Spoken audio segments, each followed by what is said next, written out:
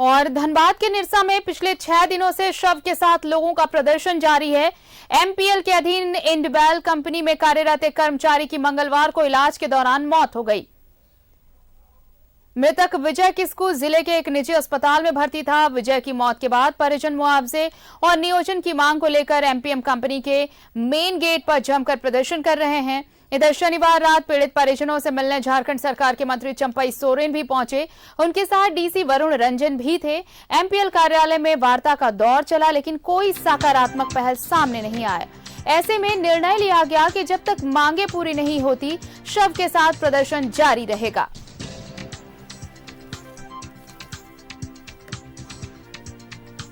तो देखिए, 5 दिनों से शव के साथ प्रदर्शन कर रहे हैं परिजन।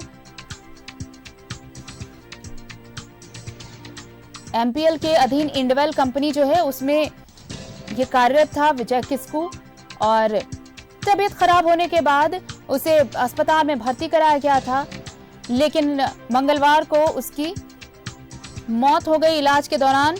अब उसके बाद देखिए, पिछले 5 दिनों से शव के साथ परिजन यहां पर बैठे हैं, प्रदर्शन कर रहे हैं।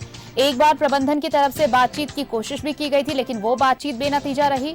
उसके बाद कल मंत्री चंपई सोरेन भी पहुंचे थे वहां पर परिजनों से बातचीत करने के लिए, लेकिन वो भी बातचीत बेनतीजा रही। आपको बता दें कि परिजन 25 लाख रुपए मुआवजा और नियोजन की मांग कर रहे हैं, और अब तक उनकी मांगे नहीं मानी गई हैं, और इसी वजह से पिछले 6 दिनों से शव के साथ ये प्रदर्शन कर रहे हैं।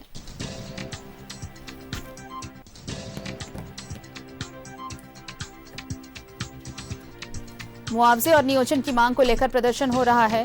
पिछले 6 दिनों से शव के साथ ये प्रदर्शन।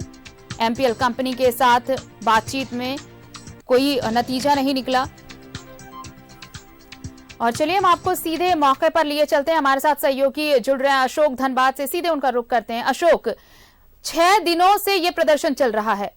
एक कंपनी, इंडवेल कंपनी, जिसमें वो विजय किस्कू काम करता था, उसकी तबीयत बिगड़ी, अस्पताल में भर्ती कराया गया, लेकिन इलाज के दौरान उसकी मौत हो गई। तो जवाबदेही कंपनी की तो बनती है, लेकिन जब मांग की जा रही है परिजनों की तरफ से कि नियोजन दिया जाए, मुआवजा दिया जाए, तो आखिर मामला अटक कहां रहा? क्यों प्रबंधन बातचीत में नहीं सामने आ रहा, ना बातचीत बन पा रही है? कल मंत्री जी भी पहुंचे थे, चंपई सोरेन, उनके साथ भी बातचीत बेनतीजा रही।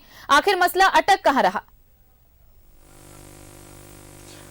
बिल्कुल आरती, आपने सही कहा। देखिए, मामला यह है कि प्राइवेट कंपनी है। एमटीएल जो कंपनी प्राइवेट कंपनी है, उसका एमडी बैठता है मुंबई में, और मुंबई से बैठकर वो नहीं देख रहा है कि आखिर झारखंड में क्या हो रहा है। जबकि ऐसे सैकड़ों मजदूर हैं जो यहाँ पर काम करते हैं। जब उसकी तबीयत बिगड़ी तो उसी दौरान अस्पताल ले जाया गया, जहाँ इलाज के क्रम में उसकी मौत हो गई। साफ तौर पर परिजनों का ये मांग है कि हम लोग गरीब फैमिली से आते हैं और हम लोग के पास ऐसा कुछ नहीं है कि ताकि हम लोग आगे करें। उनकी साफ मांग है कि 15 लाख रुपए और एक नौकरी हम लोगों को परिजन को चाहिए, कि ताकि आगे हम लोग का जीविकोपार्जन हो सके। इस मामले को लेकर लगातार स्थानीय स्तर पर भी प्रशासन गई समझाने बुझाने का प्रयास की, लेकिन लोग इस बात से समझाने का लोगों ने प्रयास किया, लेकिन मुआवजे के नाम पर कोई तैयार नहीं हुआ। यहाँ तक कि कल आपको परिवहन मंत्री, अनुसूचित जनजाति मंत्री, उन्होंने भी जाकर पूरे मामला को समझाया। साफ तौर पर ग्रामीणों ने यह कह दिया कि एक आप आदिवासी मंत्री हैं, आदिवासी के साथ इस तरह की घटना घटी है, हम लोगों की मौत हो जाती, आखिर ऐसे लोगों को देख रेख कौन करेगा? और इन्होंने ये भी कहा कि आदिवासी की सरकार चल रही है, ऐसे बाहर से कंपनियां आकर हमारे क्षेत्र में काम कर रही हैं और हम लोग का जमीन भी अधिग्रहण कर रही हैं। बावजूद इसके जब घटना घटती है तो कंपनी हाथ खड़ा कर देती है। इसी क्रम में मंत्री ने कल एमडी से भी बात किया। एमडी ने यह कहा कि मंत्री जी, इस तरह का कोई प्रावधान नहीं है। सवाल यह खड़ा होता है कि जब प्रावधान नहीं है तो फिर आपके यहाँ लोग काम क्यों करेगा? अगर इस तरह हादसा हो गई तो फिर आपको तो मुआवजा देना पड़ेगा। तो आप जब इस तरह की फैक्ट्री यहाँ पर कंपनी चला रहे हैं खोल के, तो उसकी तो जिम्मेदारी आपकी भी बनती है कि आखिर ये बेरोजगार आदिवासी जाएंगे कहाँ, किसका दरवाजा खटखटाएंगे? आज स्थिति इतना बद से बदतर हो गई है कि जब फ्रिज में डेड बॉडी को रखा गया तो उनके द्वारा कनेक्शन काट दिया गया।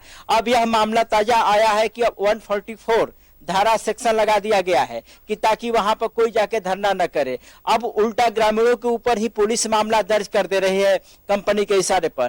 कहीं न कहीं जो है यह कहा जाए कि आदिवासी जो अपने हक की मांग कर रहे हैं, इनको हक नहीं मिल रहा है। यही कारण है कि आज 5वां दिन है, आज भी जो है लगातार धरना जारी है। अब यह धरना कब तक चलेगा कहना मुश्किल है, लेकिन परिवार पूरी तरह से लेकिन अजीब बात है अशोक कि देखिए ये 5 दिन हो गए। अगर कंपनी जो यहाँ पर स्थानीय जो भी प्रबंधक है अगर उसका ये कहना है कि प्रावधान नहीं है, तो जो कंपनी मुंबई से यहाँ पर मुंबई के लोग अगर यहाँ पर कंपनी इसको चला रहे हैं तो क्या उन तक ये खबर नहीं पहुंचाई गई? चलिए वो भी बात दरकिनार की जाए कि कंपनी अपना फायदा देख रही है, नियोजन नहीं देना चाहती या फिर मुआवजा नहीं देना चाहती, लेकिन सरकार की तरफ से अगर पहल की गई वहां बात नहीं बनी, तो अब इसके उल्टा यही हो रहा है कि जो ग्रामीण है, जो परिजन है, उन्हीं के खिलाफ मामला दर्ज किया जा रहा है, उन्हें वहां से किसी तरह हटाने की कोशिश की जा रही है। तो ये तो दो तरफा मार है पीड़ितों के लिए। बिल्कुल आरती, आपने सही कहा। देखिए सवाल यह खड़ा होता है कि जब कोई भी कंपनी किसी स्टेट में जाती है तो सरकार के साथ उनका एग्रीमेंट होता है, तो यानी आप लोकल मजदूर को किस आधार पर रखेंगे? कहीं ना कहीं जो है सरकार से चूक हुई है। तो ये भले सरकार इस बात को खोलकर सामने नहीं कह रही है, अलग बात है, लेकिन कहीं ना कहीं सरकार से भी इसमें चूक है कि आखिर नौकरी क्यों नहीं दे रही है।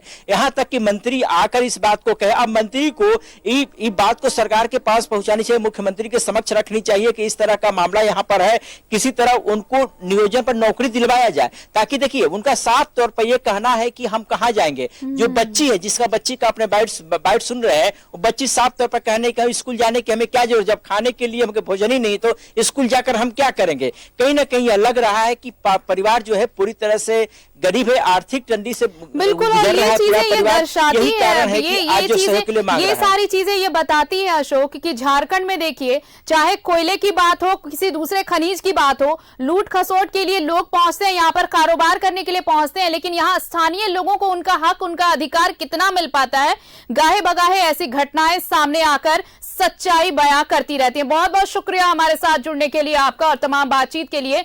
आज 5वां दिन है जब शव के साथ विजय किस्कू के परिजन एमपीएल गेट के सामने धरना दे रहे हैं, प्रदर्शन कर रहे हैं। मांग उनकी है कि इंडिविल कंपनी में विजय काम कर रहा था, उसकी तबीयत काम करने के दौरान बिगड़ी, अस्पताल में भर्ती कराया गया और इलाज के दौरान मौत हो गई, तो उसके बाद उनके परिवार की जवाबदेही कौन लेगा? नियोजन और मुआवजे की मांग हो रही है और आपको बता दें कि 25 लाख मुआवजा मांगा गया है, साथ ही नियोजन की भी मांग की गई है, जिसे कंपनी ने ठुकरा दिया है।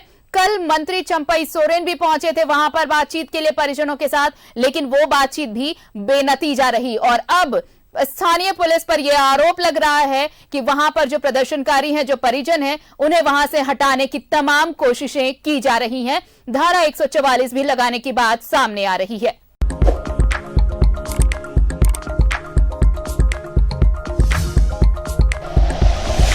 Like and share videos, subscribe करें हमारा चैनल और प्रेस करें बेल आइकॉन। न्यूज़ 11 भारत, सच है तो दिखेगा।